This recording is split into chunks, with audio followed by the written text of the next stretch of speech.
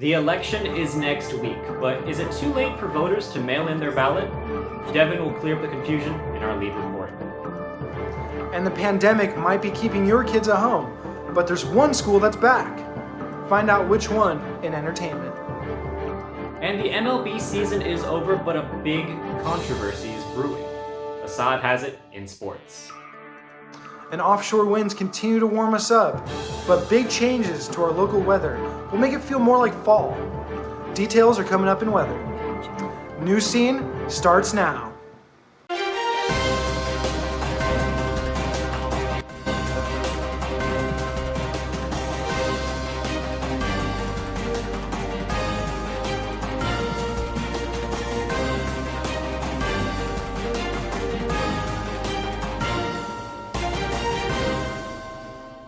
Hi, I'm Ben Guaderrama, and welcome to this week's edition of Newscene.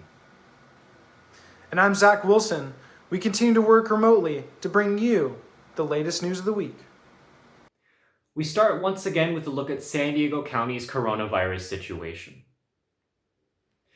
The county has reached nearly 56,000 total COVID-19 cases as of Thursday afternoon. 4 of these cases yesterday proved fatal, bringing our county death toll to 885. 330 cases came back positive this week, just about 3% of the total tests conducted. For now, San Diego will remain under the red tier restrictions. And as always, we advise caution when going about your day-to-day routine. And Canadians might be looking to plant power in their fight against COVID-19.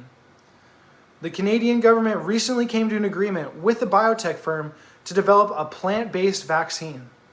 The company, Medicago, will receive around $131 million in funding for its work. The plan includes up to 76 million doses of the vaccine for Canadians. It could be available as soon as the first half of 2021. And with the election just days away, early voting has hit record numbers. More people are casting ballots early than in all of 2016, and with youth voter turnout surging, Newscene's Jesus Lopez has more.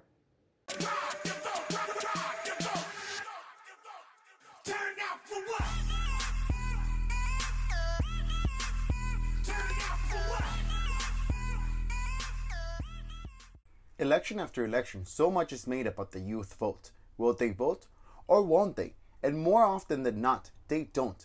But this time around, voting has become a trend, and you don't need to look much further than social sites like TikTok and Twitch for the proof. Like people on social media, they'll post a picture of them and their ballot, them and their I voted sticker. Early voting numbers continue to break records just days before the 2020 election. As of Thursday, nearly 80 million Americans have already cast their ballots, and young voters are driving a lot of that early interest. Americans between the age of 18 and 29 have cast more than 6 million early votes. That is an increase in states like Florida, Texas, and Wisconsin. Young voter turnout is surging across the nation. Increase in the number of people asking questions about how to get registered to vote. In each state, more than twice the number of young Americans have voted in this election compared to 2016. Trend or not, the youngest voters will impact the outcome of the 2020 election.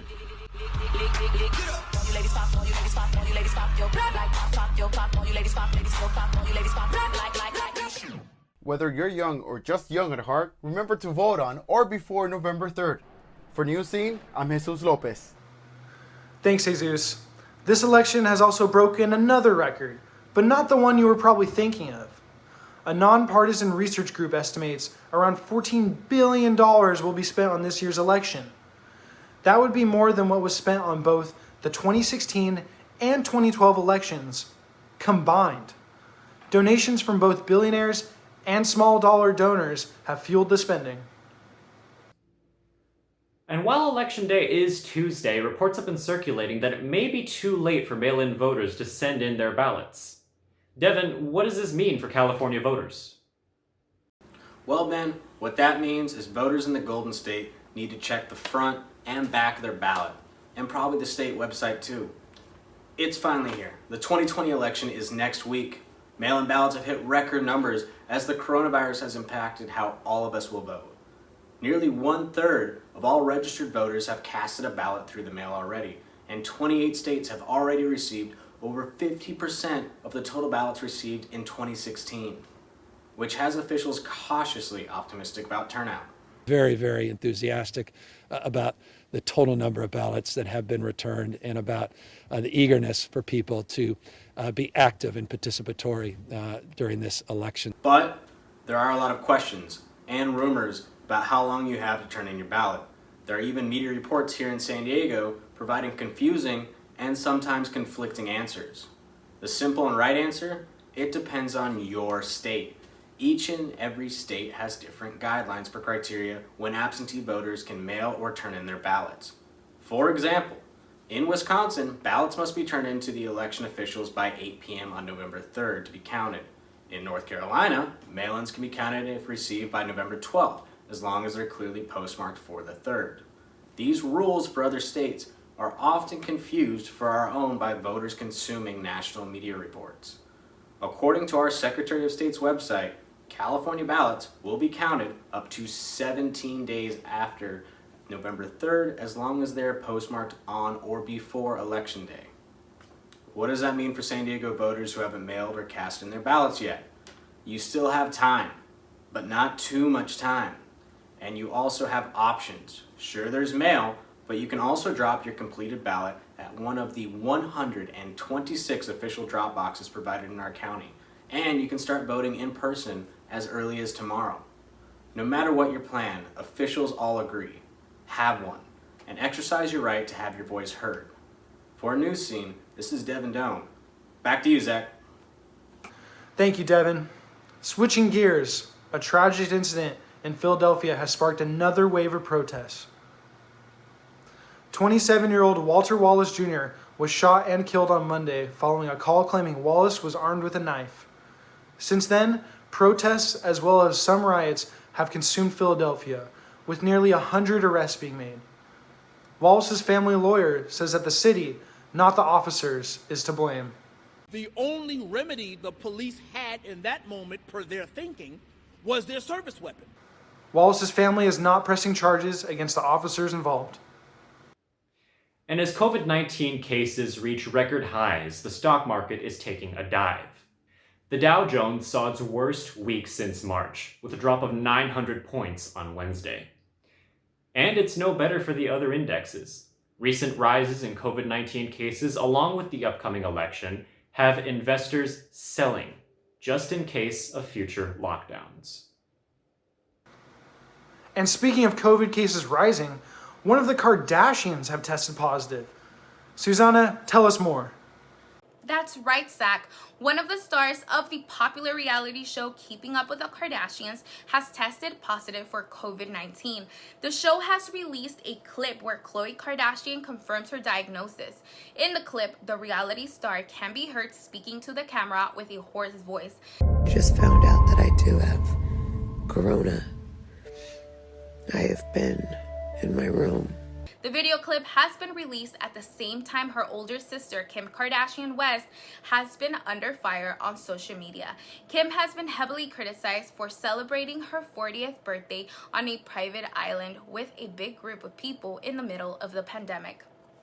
And your school may be closed due to the pandemic, but one of our favorites is returning to campus. Get ready to go back to the Bayside in the newest trailer for Saved by the Bell Reboot. A 1, 2, 3. The old gang back together again. The trailer gives a glimpse into the reimagined 90s TV show. It also features a healthy dose of familiar faces. Zach Morris is back, played by Mark Paul Gosselaar, and you won't believe the job he has. And of course, you can also see Mario Lopez and Elizabeth Berkley together as Jesse and Slater. The Saved by the Bell reboot premieres November 25th on Peacock.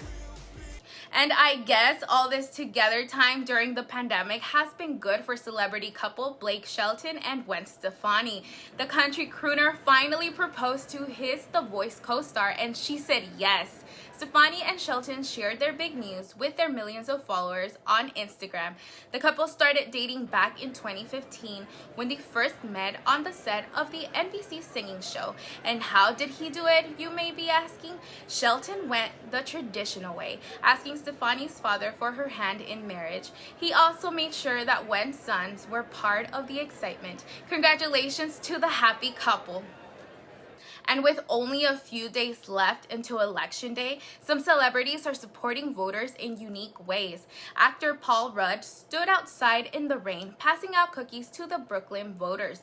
I want to say thank you for coming out and voting and participating in party. Rudd is no stranger to helping out. In September, he recorded a public service announcement for Governor Andrew Cuomo, encouraging people to wear their mask. And you can bet we'll see more of these unexpected acts of kindness in the coming days. That is all I have for you tonight. Back to you. Paul Rudd must have made those people's day. And you know who else is having a great day? Dodgers fans, because they won the World Series. Assad, tell us what happened. Well, Ben, fans in Los Angeles and beyond are still celebrating this week's big World Series victory by the Dodgers. This is the team's first title in over 30 years and the 7th for it overall. But even amid a long-awaited celebration, third baseman Justin Turner is under fire. Turner was seen celebrating on the field with teammates after the win. It came after he was pulled late in the game due to a positive COVID-19 test. The MLB says that Turner violated protocols by celebrating with the team and even appearing without a mask. The league has yet to address what it plans to do to Turner or to the organization. And in NFL news, the Super Bowl talk is starting to heat up as we are halfway through the season. Fans this year have one big question as whether or not they will be able to attend the game or not. As of right now, the game will be held in Tampa with an expected 20% capacity in Raymond James Stadium. And don't expect this economic downturn to impact the ticket prices. They are expected to be much higher than normal this year. The league says those figures could change depending on how the pandemic develops in the coming months. The game will be held on February 7th. And in other NFL news, the Washington football team was able to celebrate 2 victories this week. The team defeated the Cowboys on Sunday, and a day later, head coach Ron Rivera marked the end of his cancer treatment. Rivera has been battling skin cancer for the last 2 months. His final treatment culminated with a walk down the hospital hallway to a shower of confetti and nurses wearing t-shirts saying, "Rivera strong."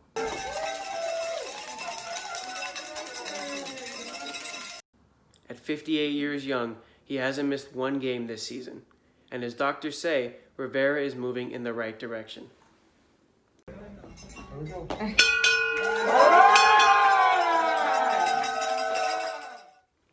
For a man his age, there's almost no greater news you could hear. That's all I'm going to have for sports today. Back to you, Zach. Well, I'm glad to hear that, Assad. Rivera's strong, and warmer weather will continue, but we hear that changes are coming. What should we expect, Jesus? Thank you, Zach, and happy Friday to you. And we do have a lot to talk about, especially in weather. A lot of changes are happening. And with that, we'll start with our weather headlines. Because warmer conditions will continue, offshore winds will make a comeback, and we do have a drastic change in our forecast, but I have those tiny details as we continue with our weather forecast. Current conditions, temperatures in the high 70s, almost flirting into the lower 80s here in the coastal area with plenty of sunshine. We have to be careful at nighttime though, as we get a return of the fog and it can reduce that visibility. For the inland communities, temperatures are in the 80s. High clouds, nothing to worry about. Plenty of sunshine though. And for the deserts, comfortable conditions for today. Finally, just breaking free from the triple digits. For our national forecast, all the way to the east coast, we see that cold front pushing south. Now that cold front is creating some instability in the atmosphere, creating some rain and also some snow for the northeastern part of the United States. For the central plains, we have a high pressure dominating our weather pattern with plenty of sunshine and dry conditions. Talk about dry conditions here in the west as we have a return of the Santa Ana winds. The Santa Ana winds will dry conditions up, spike up the temperatures, and elevate the fire danger. So we have to be very careful this weekend, especially it's a holiday weekend. It's Halloween on Saturday, and our current conditions for tonight, temperatures will be in the upper 50s along the coast and lower 50s in the inland community. I suggest you open the window and let the cool breeze in for tonight, and that way you can save up in the energy bill. Here's our 5-day forecast or extended forecast. Conditions will be lovely for this weekend, especially Saturday and Sunday, which are festive weekend. It's Halloween. Temperature will be in the upper 70s for Saturday and 80 for a Sunday, a warmer day. And then don't forget to change your clock. It's daylight saving. Back to you. And your front yard might be decorated for Halloween, but one Texas homeowner has neighbors turning heads with his very different take on this spooky season. No, your eyes aren't tricking you. That's a skeletal strip club.